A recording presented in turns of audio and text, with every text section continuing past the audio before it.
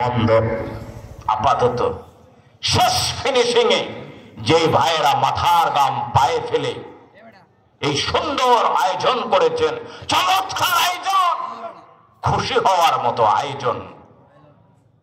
এই মাহফিল, এই আয়োজন তখনই সার্থক হবে যখন আপনারা নিজেরা বসে আলোচনাগুলো শুনবেন। শেষ বেলায় আর সামান্য সময় একটু কথা বলবো, সামান্য সময়।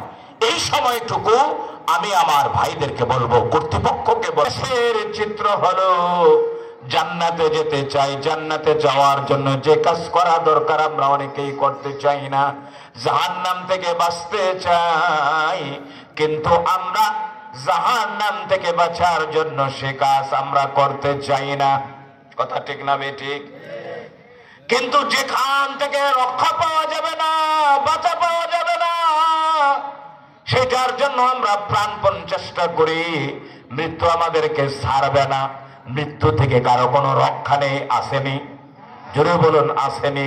কিন্তু মৃত্যু থেকে বাঁচবার জন্য যত ধরনের মেহনত আছে, যত ধরনের কৌশল আছে, আমরা কিন্তু সবটুকুই করি। ঠিক না বেঠিক?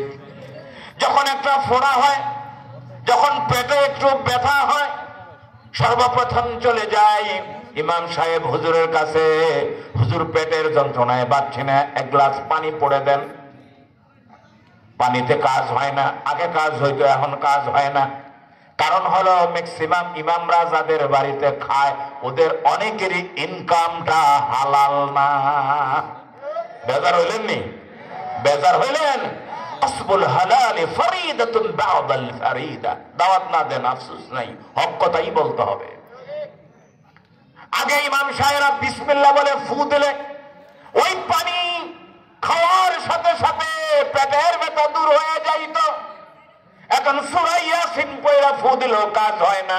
তার কারণটা কি? ইয়াসিনের মধ্যে কোনো দুর্বলতা আসেনি, সূরা ফাতিহার মধ্যে দুর্বলতা আসেনি। রাসূল তো বলছেন সূরাতুল ফাতিহা লিকুল্লি শিফাউল লিন্নাস। সূরা ফাতিহা হচ্ছে সব রোগের ঔষধ, কিন্তু কেন কাজ হয় না? ওই রিজিক, যেই রিজিক আপনার আমার রুহানি শক্তি বৃদ্ধি করবে, ওই রিজিক আমার দেহের মধ্যে ঢুকে না।